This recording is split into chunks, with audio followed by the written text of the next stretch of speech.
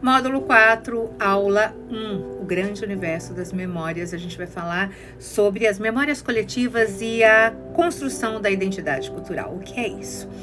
Um determinado grupo de pessoas traz lembranças do seu passado e passa para as pessoas que vêm como uma verdade absoluta. E essas lembranças que vão sendo passadas de geração para geração, dá-se a impressão para essas pessoas que elas também vivenciaram aquilo.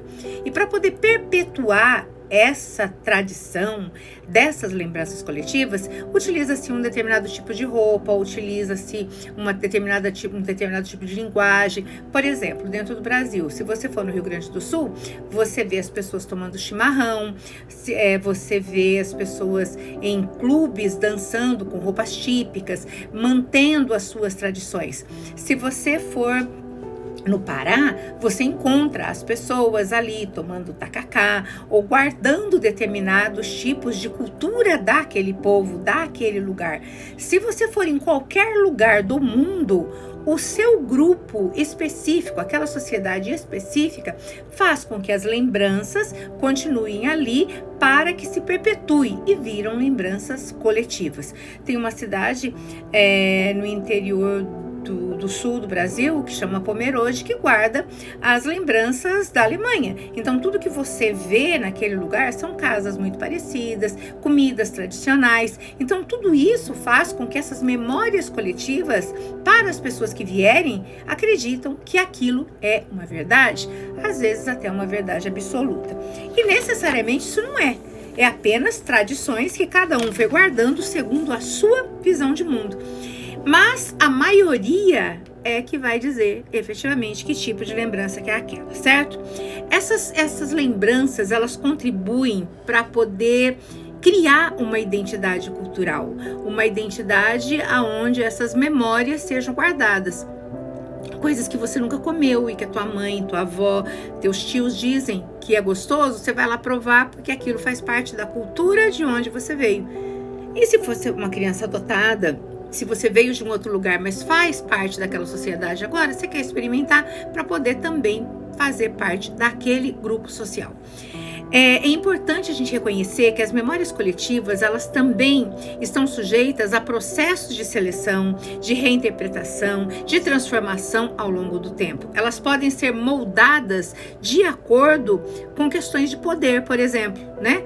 De interesse político, de narrativas. Se você perguntar, por exemplo, para uma criança, quem descobriu o Brasil? Ela vai falar Pedro Álvares Cabral. Se você perguntar para ela em que ano o Brasil foi descoberto, ela vai falar 1500. Mas se você perguntar para as pessoas que trabalham com os povos originários, eles vão dizer que nunca foi descoberto, que eles já estavam ali. Tudo depende da interpretação que você dá e de quem conta a história. Só que normalmente essas memórias, elas são sempre colocadas pelas pessoas mais fortes. Então, essa lembrança que às vezes a gente cria já são memórias deturpadas, não são memórias verdadeiras. E isso também serve para ódios, para alegrias, para tristezas, povos que têm ódio de outros povos, que já vem trazendo como se fosse uma memória coletiva, coisas que a gente gosta, as coisas que a gente não gosta, costumes, tudo isso diz respeito a essas memórias que vêm de forma coletiva. Elas podem ser moldadas, como eu disse, por questões de poder, de interesse político, de narrativas dominantes, podendo refletir visões seletivas e tendenciosas da história e da identidade cultural deste grupo, né? Então, como que as lembranças compartilhadas criam uma memória coletiva? Essas memórias, elas passam a ter isso pelas conexões emocionais, pelas história, né? Os membros dos grupos começam a contar, a falar e as pessoas vão trazendo para si essas memórias. A partir dessas lembranças que são partilhadas, o grupo constrói seus valores, suas opiniões, as práticas culturais, definindo assim a sua identidade única e distinta. As memórias coletivas possibilitam a transmissão de conhecimento, de tradição, de valores, de uma geração para outra, mas isso não significa que essa herança recebida seja a verdade. É apenas o ponto de vista de quem trouxe esta lembrança, normalmente para poder manter viva uma tradição, uma narrativa que todo mundo acredite. Mas grande parte das pessoas distorcem essas narrativas, né? E acabam modificando toda a história de um povo. Isso é muito complicado.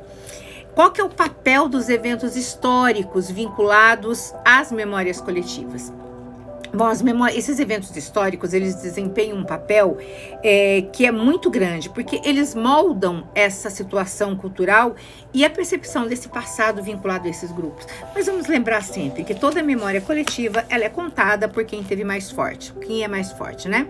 A transmissão normalmente feita na oralidade, as pessoas falam a respeito disso, os mitos, as suas tradições, juntamente com artefatos que elas vão guardando, com lembranças que elas vão guardando e que tem, né, uma manutenção e um significado cultural muito grande. Quando se transmite, se preserva essa memória. Então as pessoas às vezes nem viveram aquilo, mas é como se elas tivessem vivido. Então é essencial reconhecer e valorizar a importância da transmissão e preservação de memórias, mas também é muito importante garantir que você esteja contribuindo para o seu bem-estar e não apenas para servir a algo ou alguém que queira que seja dessa forma. Quando a gente fala dessa situação, né, de memórias coletivas, a gente vem com uma situação da doença de Alzheimer, que é uma condição neurodegenerativa, progressiva, e a forma mais comum, a característica mais comum dela é a demência.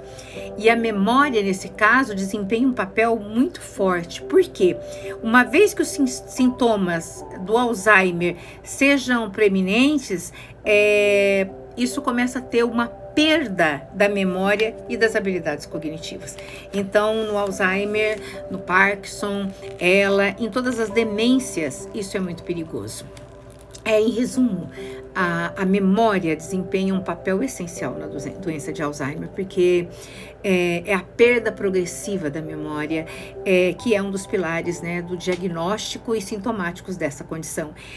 Compreender essa interação entre a memória e a doença de Alzheimer é fundamental para que a gente tenha um desenvolvimento de abordagens terapêuticas. E por que eu estou falando de Alzheimer aqui? Porque todo mundo acredita que Alzheimer é demência, e demência é só uma característica da doença de Alzheimer. Então, quais são as principais áreas do cérebro que desempenham um papel